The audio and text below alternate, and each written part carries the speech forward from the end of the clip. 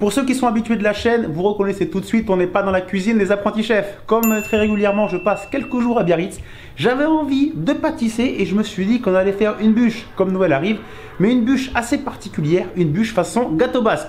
Je ne sais pas du tout ce que ça va donner, j'ai eu cette idée ce matin, alors on ne perd pas de temps et on commence tout de suite.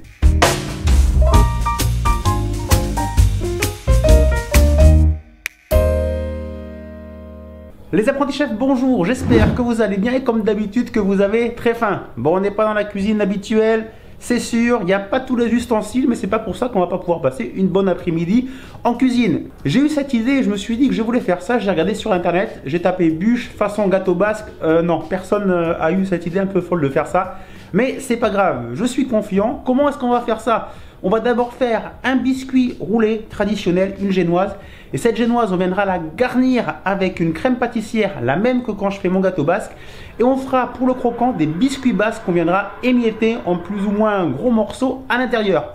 On viendra rouler notre bûche et par-dessus, ça j'aime beaucoup, on fera une chantilly mascarpone pour qu'elle tienne bien et apporter un petit peu de fraîcheur à ce gâteau. Qu'est-ce que ça va donner? Est-ce qu'on va retrouver le goût du gâteau basque? Et bien sûr, on imbibera bien le biscuit avec du rhum pour bien rappeler le rhum du gâteau basque. Donc on perd pas trop de temps, il y a un petit peu de boulot. On va commencer par faire les petits gâteaux basques, les sablés basques et la crème pâtissière. Pour les biscuits sablés, je commence par verser ma farine, puis le sucre. Donc moi j'utilise moitié sucre classique et du sucre de canne blond. J'ajoute la levure chimique, la poudre d'amande, je mélange légèrement. J'ajoute un sachet de sucre vanillé également pour renforcer le goût de la vanille, puis j'ajoute le beurre. Je travaille le beurre du bout des doigts, j'effectue le sablage, on ne doit plus sentir le beurre, on doit avoir l'impression d'avoir du sable entre les mains. Puis j'ajoute un œuf, un jaune d'œuf, un peu d'arôme de vanille liquide et un peu de rhum pour donner le goût. Puis ensuite je mélange et je vais former ma pâte.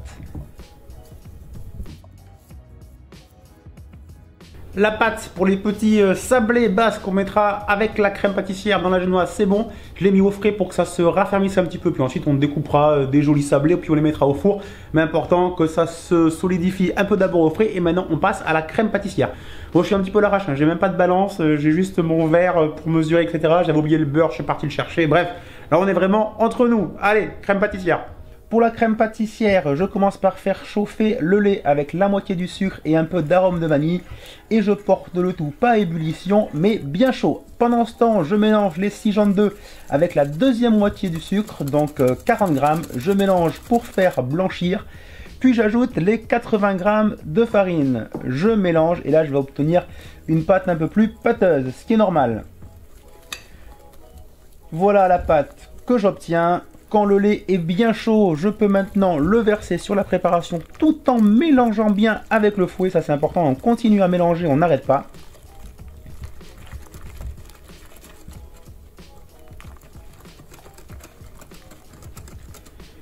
Ensuite, je reverse la préparation dans ma casserole et je vais faire chauffer sans cesser de remuer. Ça c'est important, sinon ça pourrait cramer. Donc je ne cesse pas de remuer.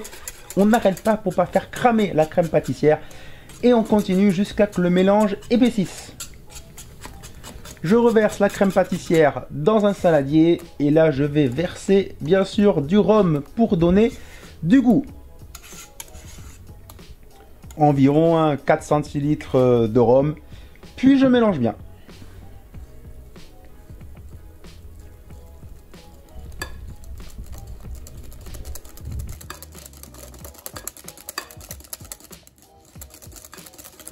J'ai pas de film plastique, hein, donc je vais utiliser de l'aluminium. Voilà, je pose au contact bien contre la crème pâtissière pour que ça parte au frais. La crème pâtissière, trop bonne, hein. Dès qu'on rajoute le rhum et la vanille dessus, ça fait une crème pâtissière qui est vraiment très bonne et qui me rappelle tout de suite le gâteau basque. Qu'est-ce qu'on fait maintenant? On passe à la génoise, notre biscuit roulé. Ça, c'est ultra facile à faire. Là, on va le faire neutre. J'ai pas la maryse pour bien mélanger à la fin, mais bon, on va s'adapter. On va faire avec ce qu'on a. Pour la génoise, dans un saladier, je casse les 4 œufs et j'ajoute les 125 g de sucre. Et on va battre au fouet. Alors là, j'ai mon petit fouet, mais ça a fait l'affaire. Donc, on ne va pas arrêter de fouetter. L'important, voilà, c'est que ça triple, que ça quadruple de volume. Il faut avoir vraiment une génoise bien mousseuse. Il y en a pour environ 10 à 15 minutes. Puis ensuite, je tamise la farine. Donc là, j'ai que de la farine, hein. Sinon, j'aurais pu faire 3/4 farine, un peu de maïzena. Et je n'ai pas de maryse, donc je mélange à la cuillère. Voilà, j'essaie de ne pas faire retomber les œufs que j'ai bien battus avec le sucre. Je tourne un petit peu le saladier en même temps. On incorpore bien la farine. Et ensuite, je verse la préparation sur une feuille de papier cuisson sur une plaque. Je forme un grand rectangle et puis ça va partir au four. Il commence à y avoir un peu de bazar dans la cuisine, mais c'est pas grave. Et il reste un petit peu de génoise. Et honnêtement, elle est super bonne. Elle est hyper onctueuse. Je m'attendais pas. Comme quoi, le petit batteur, il a vraiment fait du bon travail. La génoise est partie au four pendant environ un quart d'heure, 20 minutes. On surveille. Dès qu'elle a une jolie coloration, on peut la sortir. À la sortie du four, je retourne ma génoise sur une deuxième feuille de papier cuisson et j'enlève la première.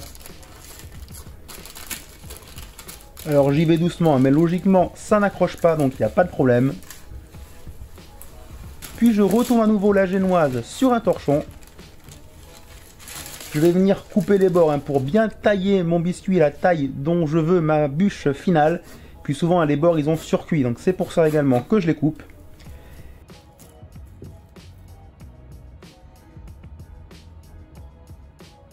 Puis maintenant il ne me reste plus qu'à rouler le biscuit. Et je laisse mon biscuit, une fois qu'il est roulé, dans le torchon.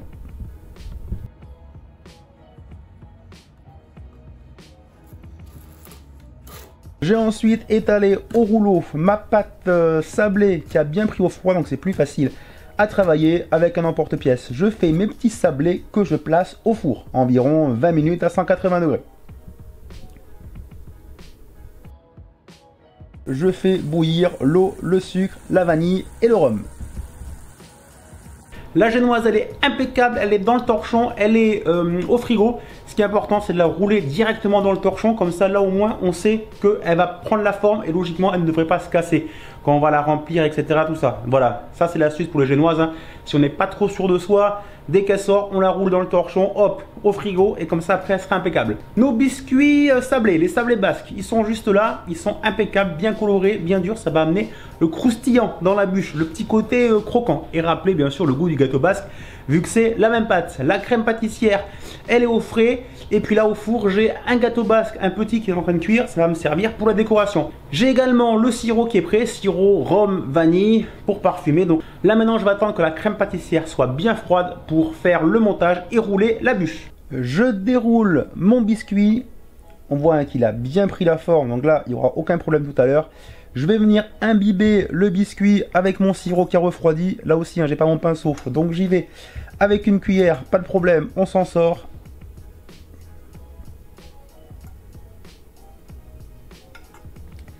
L'important, c'est d'avoir une génoise bien imbibée pour le moelleux. Je viens déposer la crème pâtissière. Là aussi, elle a bien refroidi, donc c'est impeccable. Donc j'en mets sur toute la surface du biscuit.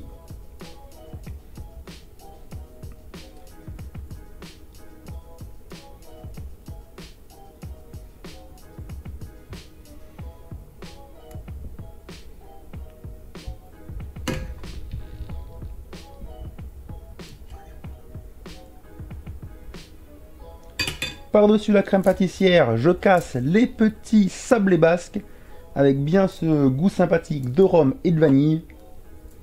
J'hésite pas, hein, sur les biscuits, j'en mets vraiment beaucoup. Et c'est parti, je roule à nouveau mon biscuit.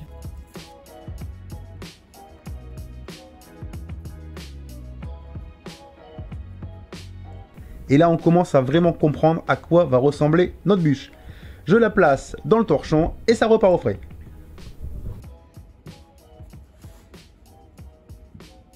J'ai laissé la bûche au frais pendant environ 1 heure. J'en ai profité pour aller me balader un petit peu. Je viens de rentrer à 19h55. Eh oui, couvre-feu. Voilà, 20h à la maison, on ne sort plus. Donc, qu'est-ce qu'il nous reste à faire? On va monter une petite chantilly. On va recouvrir notre bûche et on va faire un petit peu de décoration. Je pourrais le faire demain, histoire que la bûche ait bien pris au froid. Mais là, je suis tellement curieux de voir ce que ça va donner que, allez, on s'y met, on finit. Pour recouvrir les bûches, j'aime bien la chantilly avec de la mascarpone, c'est plus ferme. Alors tout simplement, je bats la crème entière avec le mascarpone. Et quand ça commence à être monté, ben là j'ai ajouté du sucre vanillé pour le petit goût de vanille et environ 30 g de sucre glace. Mais là vous goûtez puis vous corrigez en sucre en fonction de vos goûts. Il me reste à bien recouvrir la bûche, donc bien partout, de crème chantilly. Et avec la cuillère, on n'hésite pas avec le dos de la cuillère hein, de faire l'imitation d'une bûche de bois. Je casse des petits biscuits sablés qui me restaient pour faire un petit chemin sur la bûche. Je vais également en mettre de tous les côtés le long en bas de la bûche pour cacher les imperfections. Et le petit gâteau basque que j'ai fait cuire, je m'en sers pour la déco.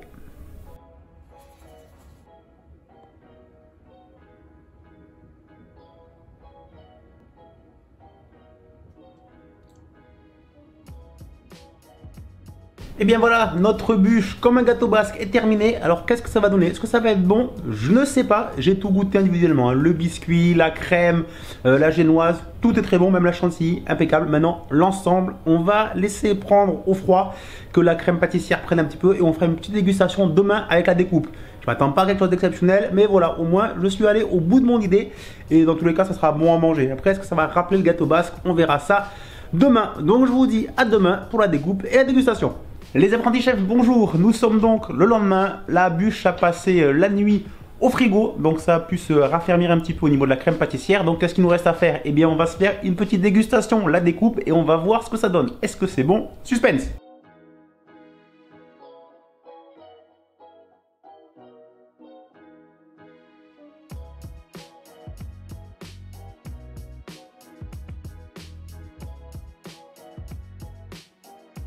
Alors pour le moment au niveau de la découpe, je suis pas mécontent. On voit la crème pâtissière bien au milieu, la génoise est bien roulée. Ça s'est un petit peu affaissé avec le poids de la crème pâtissière, mais c'est pas trop grave parce qu'on avait bien rétabli avec la chantilly par-dessus pour faire une impression bien ronde au niveau de la bûche, donc c'est pas mal.